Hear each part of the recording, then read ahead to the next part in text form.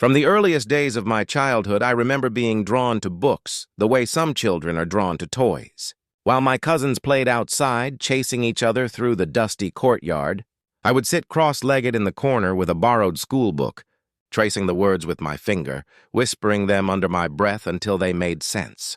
Learning wasn't just something I liked. It felt like a secret power, a window into a bigger world I longed to be part of.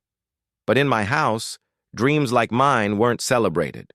My father carried a rigid, unshakable belief that daughters were destined for the kitchen, not the classroom. He would often say it bluntly, sometimes at the dinner table, sometimes in casual conversation with neighbors. Girls don't need college. They need to learn how to cook, how to raise a family. That's their job. His words weren't just opinions. They were rules, cemented into our daily lives like laws no one dared question. Still, I couldn't help but question. Every time I looked at the neat handwritten notes my teacher praised me for, or when I solved a math problem faster than the boys in my class, I felt a spark of possibility. A quiet voice inside me whispered, "You could be more." My mother noticed too. She wasn't outspoken like my father, but her quiet support meant everything. At night, after my father had gone to bed, she'd slip into my room with a lantern and whisper, "Show me what you learned today." I'd read aloud from my school book, her eyes shining as though my success was her own secret victory. She never dared contradict my father openly. But in those stolen moments, she gave me the encouragement I desperately needed. Outside the house, there were others who believed in me as well. My English teacher, Mrs. Kahn, once pulled me aside after class. She held up my essay, covered in neat paragraphs, and said, "You have a gift. Don't let anyone take it from you."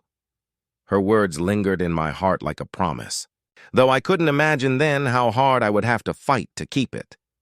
But every small victory I had was shadowed by my father's dismissiveness. If I brought home a good grade, he'd glance at the paper, shrug, and say, "Grades won't put food on the table. You should be helping your mother, not wasting time." His disappointment wasn't about my performance. It was about my very existence as a girl daring to dream beyond the roles he set for me. I wanted to scream, to tell him that knowledge mattered, that I could build a life bigger than the walls of our kitchen. But instead, I stayed silent, collecting every hurtful word and storing it like fuel for a fire I wasn't ready to ignite yet. What my father didn't know was that his dismissal wasn't killing my dreams. It was sharpening them. Every time he told me no, the voice inside me grew louder, more determined. And though I was just a girl sitting in a small room with a lantern and a book, I already knew. One day, I would prove him wrong. The first real clash came at the dinner table. I was 14, brimming with excitement because I had ranked top in my class again. I thought maybe, just maybe, this time my father would be proud. I slid the report card across the table, my heart pounding, waiting for him to look up with even a trace of approval. Instead, he laughed, a sharp, cutting laugh that made my cheeks burn. "Top of your class. And what will that give you, huh? A better recipe for bread? A better way to scrub the floors?" He tossed the paper aside as if it were nothing more than a scrap. My brother smirked across the table, already knowing the script. He was the golden child, destined for college, with every penny my father could spare set aside for his education. I, on the other hand, was invisible except when it came to chores. I tried to argue that night. My voice trembled, but I forced the words out. "If I can win a scholarship, if I keep working hard, maybe I could—" "Enough!" My father's fist hit the table, rattling the plates. "Why waste money on a girl's education? You'll marry and move into another man's house. That's not an investment. That's throwing money into the fire." The room went silent, except for the clinking of my mother's spoon as she hurriedly tried to change the subject. But the humiliation stuck in my throat like a lump I couldn't swallow. I wanted to scream that I wasn't a burden, that I wasn't disposable, but the words never made it past my lips. It wasn't just one dinner, it became a pattern. Anytime I mentioned school, my father shot me down. If I stayed up late studying, he'd shake his head and mutter, "Pointless." If I asked for new books, he'd bark, "Books don't feed families." His certainty was unshakable. I would never make it. Because in his eyes, I wasn't supposed to. The arguments wore me down. There were nights when I cried into my pillow, muffling the sound so no one could hear. It wasn't just his words. It was the way he said them with such finality, as though my future was already sealed. The worst part was how small it made me feel, like my dreams were foolish, like I was foolish for even daring to have them. Yet somewhere beneath the humiliation, a quiet rage began to grow. Every time my father told me no, every time he mocked me in front of my brother, every time he dismissed my dreams as nonsense, I felt the sting sharpen into something else. A stubborn resolve. My father was so confident, so smug in his belief that I would never rise above the boundaries he set. He didn't even consider the possibility that I might fight back. And that blind confidence, that arrogance, would one day become the very thing that shattered his certainty.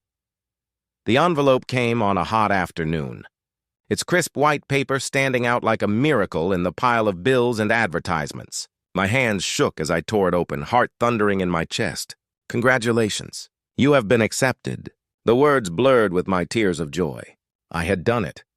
Against all odds, I had earned a place at the university I had dreamed of since I was a little girl. For hours, I rehearsed how I would tell my father. Maybe, just maybe, this would be the moment that changed his mind. I imagined him staring at the letter, speechless, finally realizing that his daughter was capable of more than pots and pans. That evening, I placed the envelope in front of him as he sat sipping tea. My voice quivered, but I forced myself to say it.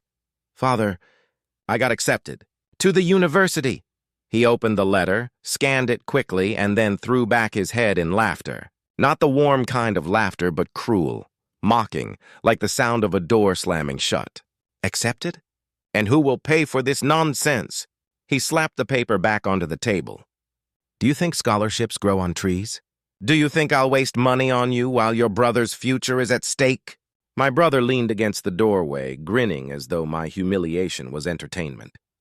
My mother's lips trembled, but she stayed silent, her eyes downcast. "I'll work," I whispered, desperate. "I'll get a job, I'll work." My father cut me off. "Your work is here. Your place is here. Stop chasing ridiculous dreams. We have only enough for your brother, and that's final." His voice was like a hammer, each word striking me deeper into the ground.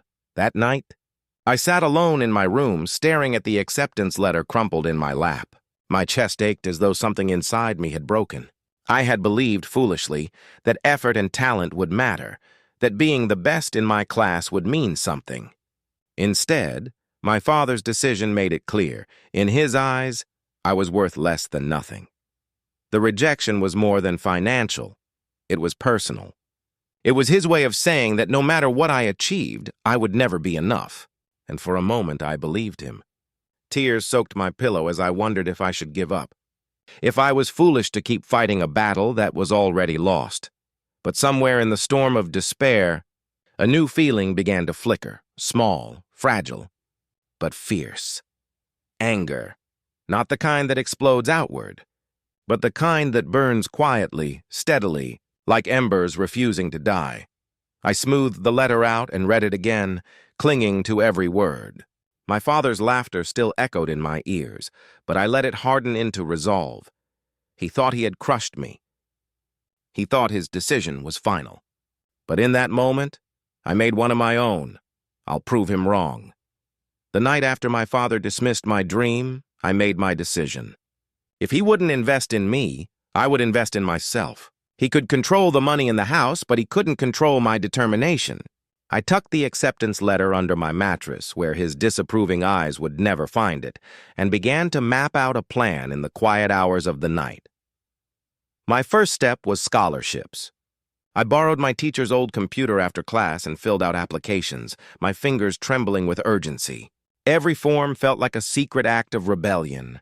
Every essay a desperate plea for someone, anyone, to believe in me the way my father never did. I would return home late, pretending I had been helping clean the classroom, and slip into bed before my father noticed. But scholarships alone weren't enough. I needed money for books, for the little expenses that add up. So I found work, tutoring younger students after school, running errands for neighbors, even washing dishes in a small cafe down the street. It was exhausting, but each coin in my pocket felt like a tiny piece of freedom. Of course, it wasn't easy to keep it all hidden. My father thought my evenings were spent doing chores or helping my mother. He had no idea I was trudging through the streets, my shoes worn thin, just to earn a few rupees. When he asked why I looked tired at dinner, I'd lower my eyes and mumble, "Homework." He never questioned further. Why would he when he was so convinced I was wasting my time? Sleep became a luxury I couldn't afford. I would return from work, help my mother in the kitchen, then stay up until the early hours of the morning studying under the dim light of a lantern. My friends stopped inviting me to hang out. I had no energy for laughter or leisure. I sacrificed everything, sleep, comfort, even my childhood, because I knew the only way out was through relentless effort, and slowly my sacrifices began to pay off. One evening, after weeks of waiting, an email blinked across the screen in my teacher's office. I had won a partial scholarship. My heart nearly burst with relief. It wasn't everything, but it was proof that the universe hadn't abandoned me. A week later, another acceptance came through, this one covering more than half my tuition. I wanted to shout it from the rooftops, to wave the letters in my father's face and prove him wrong right then and there. But I knew it wasn't time. For now, my victories were mine alone, tucked away in a folder beneath my mattress, waiting for the day I would reveal them all at once. My father, oblivious, still shook his head when he saw me scribbling in my notebooks. "She's wasting her time," he muttered to anyone who would listen, and I let him believe it. Because the sweeter the lie he lived in now, the sharper the truth would cut later. Graduation day came wrapped in sunlight, the kind that makes the world feel like it's holding its breath for something extraordinary. My hands trembled as I adjusted the cap on my head, the tassel brushing against my cheek like a reminder that this was real. Not a dream, not a fantasy, but the result of years of sleepless nights and hidden sacrifices. My father, of course, hadn't wanted to come. He muttered that morning, "What's the point? Parading around in a robe won't change the fact that you're still just a girl." His words were bitter, sharp as glass, but I had learned long ago to let them cut without bleeding. My mother insisted we all go, and finally, with a grunt of irritation, he agreed to sit in the audience, arms folded, waiting to see me fail. The auditorium buzzed with excitement, filled with families cheering, balloons bouncing, flowers clutched in proud hands. My heart raced as the names were called one by one. My classmates strode across the stage, each step a celebration of survival and success. I scanned the crowd, catching sight of my father slouched in his seat, looking bored as if this entire ceremony were a waste of his precious time. Then, the moment came. My name echoed through the microphone. Sumaira Khan, Bachelor of Arts with Honors. The applause erupted like a wave crashing against the shore. My legs shook as I rose, walking toward the stage, every step heavy with the weight of my journey. When the diploma touched my hands, warm and firm, I felt something inside me shatter. Not from pain, but from triumph. The years of rejection, the nights of exhaustion, the cruel laughter, all of it dissolved in that single, glorious moment. I turned my head toward the audience. My mother was on her feet, clapping through tears that streaked her cheeks. My father, however, wasn't clapping. He wasn't smiling. His face was stiff, his jaw clenched so tight I thought it might crack. He looked as if someone had slapped him across the face in front of the entire world, and in a way I had, because this was the moment he could no longer deny me.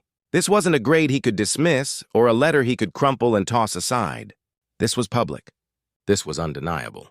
Hundreds of people witnessed me walk across that stage, and with every cheer that filled the hall, his belief that girls don't deserve education crumbled into dust.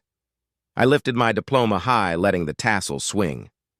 The crowd roared louder, and though I didn't say a word, the message was clear, echoing louder than any speech I could have given. You were wrong. I won. As I walked back to my seat, I didn't need to see his red, humiliated face again. The victory wasn't in his shame, it was in my success. But knowing that my triumph had pierced through his arrogance made the victory all the sweeter. When the applause of graduation day faded and the gown was folded away, I finally had a moment to breathe. For years, my life had been a storm of late nights, hidden struggles, and constant fear of being caught defying my father's rules. Now, holding that diploma in my hands, I could finally look back and see the mountain I had climbed. The truth was, it hadn't been easy. There were nights when exhaustion blurred the words on the page. Mornings when I went to school with aching arms from scrubbing dishes at the cafe. There were days I wanted to give up, when loneliness pressed down so heavily it felt like I couldn't breathe. But every sacrifice, every sleepless hour, every tear shed into a pillow had led to this. Proof that I was capable of carving out my own future. No matter who tried to stop me. My father didn't congratulate me that day. He didn't even speak on the way home. His silence was heavy, suffocating. But I realized something important. His approval no longer defined me. For years, I had hungered for his recognition, but now I understood that his stubbornness was his cage, not mine. Whether he softened with time or clung to his pride forever, I had already won. In the weeks that followed, opportunities blossomed. I received a job offer from a local company impressed with my academic record. The idea of earning my own money, of no longer depending on anyone's permission, filled me with a freedom I had never known before. For the first time in my life, I could see a future that was mine alone. A future built on knowledge, resilience, and relentless determination.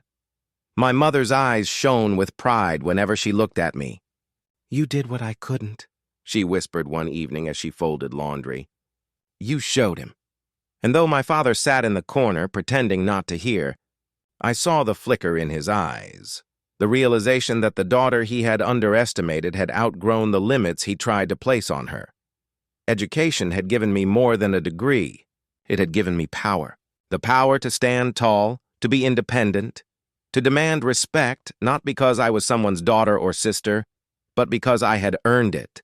It proved, beyond question, that education isn't a privilege reserved for boys. It is a right, a weapon, a lifeline for anyone brave enough to claim it. And so, while my father may never say the words aloud, I don't need him to. His silence speaks louder than any apology. He can no longer ignore what the world has already seen. His daughter, once dismissed as a burden, had become a force to be reckoned with. The same daughter he doubted became the one he couldn't ignore.